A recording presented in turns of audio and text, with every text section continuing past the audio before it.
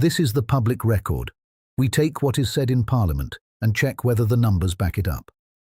Here is what happened yesterday. Rachel Reeves stood up in Parliament and made 4 specific claims about the British economy. Growth is up. Borrowing is down. Inflation is falling. Energy bills are cut. The Shadow Chancellor then read back her own government's numbers. Every single claim was wrong. Here is exactly what was said, and what the data actually shows. Thank you very much, Madam Deputy Speaker. And with permission, I will make a statement on the government's economic response to the war in Iran and the action that we are taking to support families and businesses with rising costs. Madam Deputy Speaker, the government has the right economic plan. I said I would grow the economy, and last week the Office for National Statistics confirmed that Britain's economy was the fastest growing in the G7 for the first quarter of this year. We beat the Office for Budget Responsibility's forecast in the spring, with economic growth at 0.6% in the 3 months to March. And because of the resilience of our economy, this week the International Monetary Fund upgraded Britain's forecast for this year. I said I would cut borrowing. Borrowing last year was £20 billion lower than the previous year, and the latest forecasts show it falling in every year of this Parliament. The IMF has backed our economic plan, saying that the government's fiscal framework strikes, and I quote, a good balance between deficit reduction and growth-friendly spending. I said I would cut the cost of living. Since the election, interest rates have been cut 6 times. Real wages have continued to rise in every single month since I became Chancellor.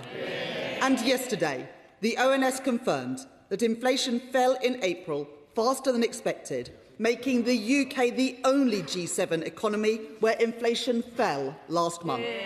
4 claims. Hold on to those. But notice what Reeves did not mention once in that entire statement. Unemployment.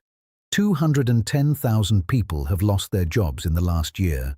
The ONS confirmed this last month, the single largest drop in employment outside of the pandemic. She had 90 seconds to mention it. She chose not to. Remember that. And today I am taking further action to ease the burden on family finances. First, on fuel duty. I have already extended the 5p cut twice since the election, and I can confirm today that there will be no rise in fuel duty this year, recognising the pressure that the war has put on fuel prices. Second, I know that the cost of the weekly shop is often one of the biggest worries for families. So last month, I met with supermarkets to urge them to do all they can to keep prices low. And today, I am taking action by suspending tariffs on over 100 different foods sold in supermarkets. And I am clear that I expect supermarkets to pass these savings on in full to their customers.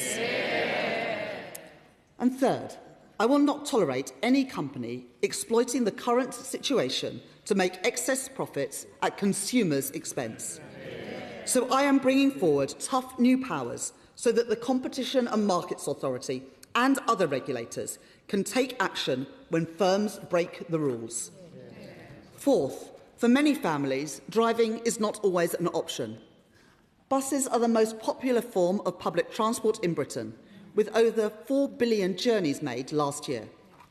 I have already extended the £3 bus fare cap to March 2027, and today I can confirm that bus travel across England will be free for children aged between 5 and 15 throughout August. Finally, Madam Deputy Speaker, I recognise that what matters for families is not just getting by, but being able to enjoy time together without worrying about the next bill. That is why I am launching the Great British Summer Savings Scheme to help families and support our hospitality sector. So I can today announce a temporary cut in the rate of VAT on summer attractions from 20% to 5% over the summer holidays.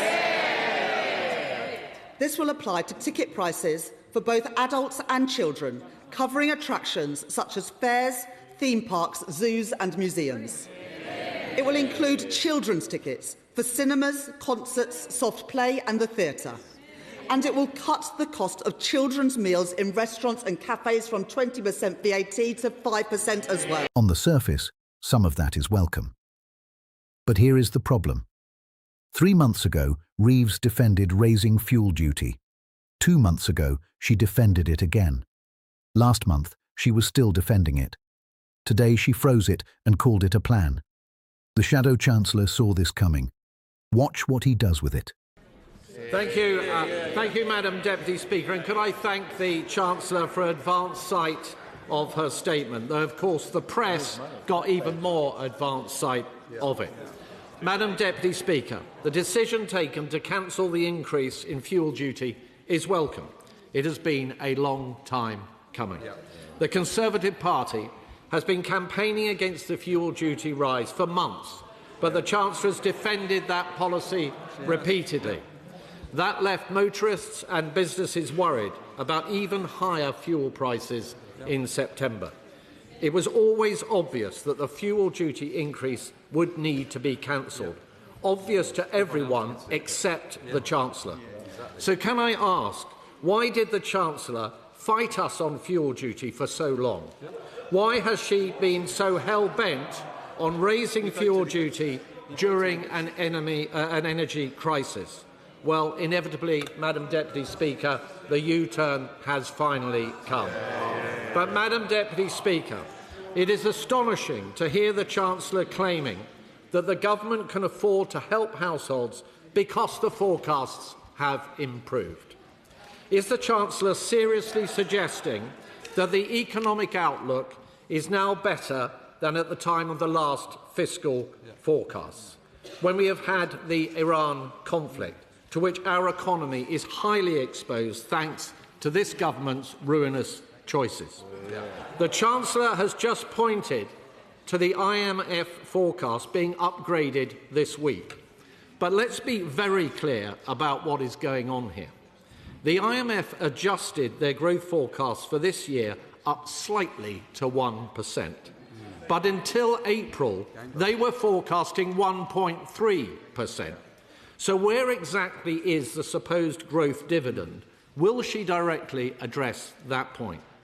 This is exactly the same game that the government played last year when they U-turned on cuts to the winter fuel payment.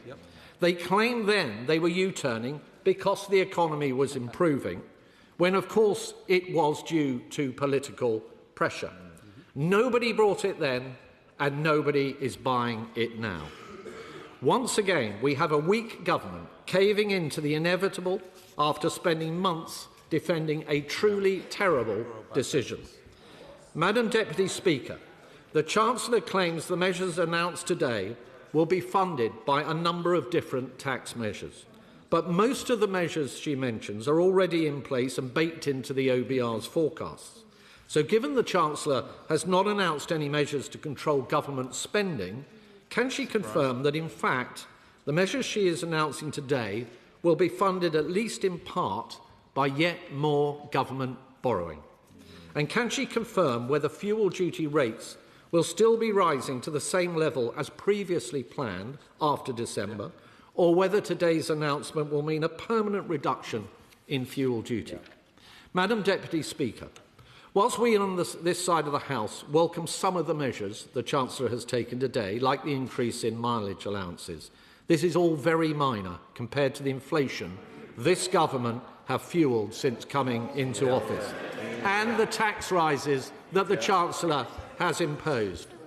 Today's announcements will bring little comfort to the hundreds of thousands of people who have lost their jobs, to the countless businesses that have folded, and to those high streets which are now hollowed out.